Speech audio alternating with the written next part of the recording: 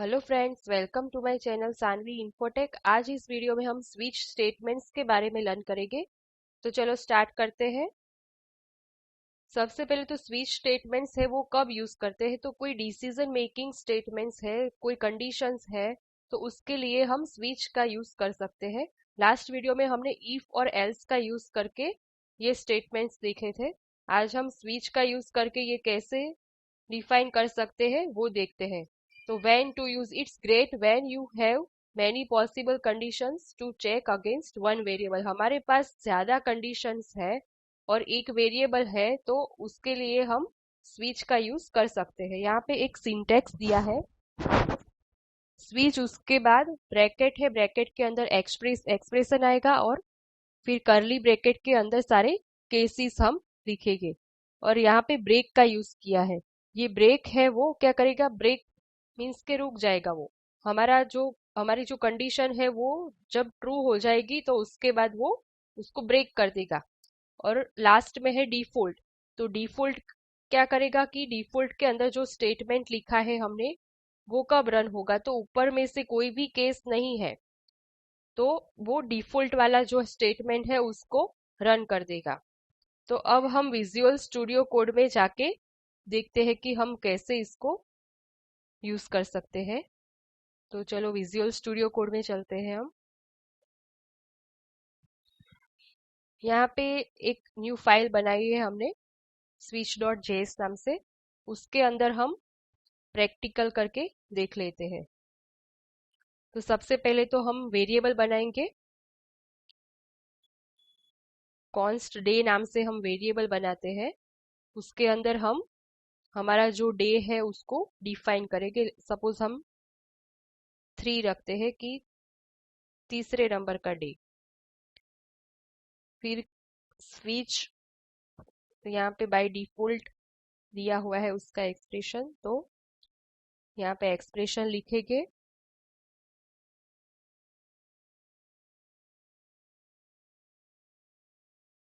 Day, फिर case value की जगह हम केस 1 2 3 ऐसे लिख देते हैं। तो केस 1 के अंदर हम यहाँ पे कंसोल करते हैं, console dot log first day, यानी कि टुडे इज मंडे।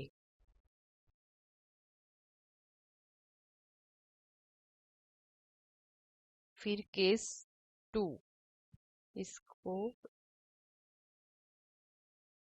ब्रेक, फिर आएगा केस 2।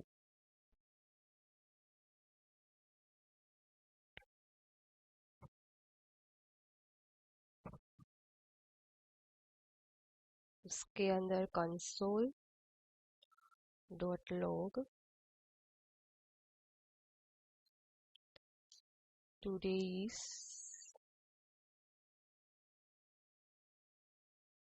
ट्यूसडे। फिर क्या आएगा यहाँ पे, ब्रेक। इसको हम ऐसे कॉपी कर लेते हैं।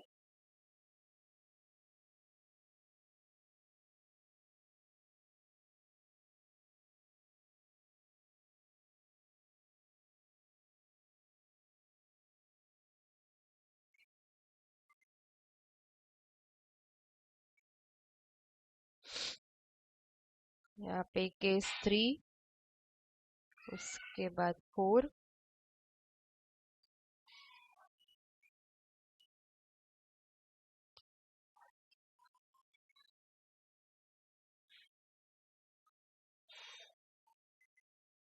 थर्सडे।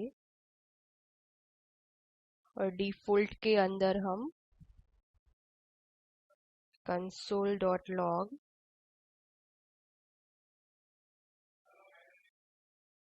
नो एनी डे,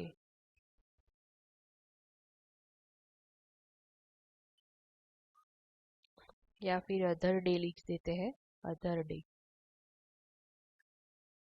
तो ये था हमारा स्विच केस। इसको रन करके हम देखते हैं। यहाँ पे हमने क्या लिखा है, डे इज इक्वल टू 3, यानी कि ये 3 वाला जो केस है वो हमको प्रिंट करके देना चाहिए। तो टुडे इज वेडनेसडे, यानी कि तीसरा डे है वेडनेसडे। केस 3 के अंदर क्या लिखा है हमने, टुडे इज वेडनेसडे, तो या वेडनेसडे लिख के आएगा। फिर 3 की जगह अगर हम 5 लिखते हैं तो 5 नाम का तो कोई केस है ही नहीं यहाँ पे, तो क्या प्रिंट करके देगा वो, अदर डे। तो मिल गए यहाँ पे हमको अदर डे। जैसे यहाँ पे हमने इंटीजर को डिफाइन किया है, उसकी जगह हम स्ट्रिंग भी लिख सकते हैं। यानी कि डे इज इक्वल टू 1 2 3 लिखा तो उसकी जगह हम संडे मंडे ऐसा कुछ भी स्ट्रिंग लिख सकते हैं। तो फिर हमको यहाँ पे केस 1 2 लिखा है, उसकी जगह स्ट्रिंग लिखनी पड़ेगी मंडे। तो देखते हैं हम, तो क्या मिला, टुडे इज मंडे मिल गया। तो स्ट्रिंग यूज भी कर सकते हैं या इंटीजर भी हम यूज कर सकते हैं। ये डिफॉल्ट की जो वैल्यू है वो कब रन होगी, तो ऊपर में से कोई भी केस नहीं है तो डिफॉल्ट वाला जो है वो प्रिंट हो जाएगा। यहाँ पे ब्रेक लिखना क्यों जरूरी है, तो ब्रेक नहीं लिखते तो हमारा जो केस मैच होता है उसके बाद के सारे केसेस है उसको भी वो प्रिंट करके देगा हमको। तो प्रैक्टिकल देखते हैं हम कि ब्रेक नहीं लिखते तो क्या होता है।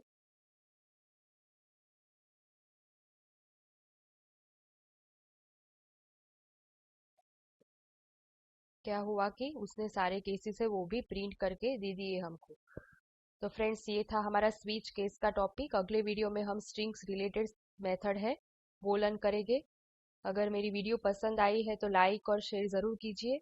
अगर चैनल को सब्सक्राइब नहीं किया है तो सब्सक्राइब भी कीजिए। और अगर कोई क्वेरी है तो कमेंट बॉक्स में आप कमेंट भी कर सकते हैं।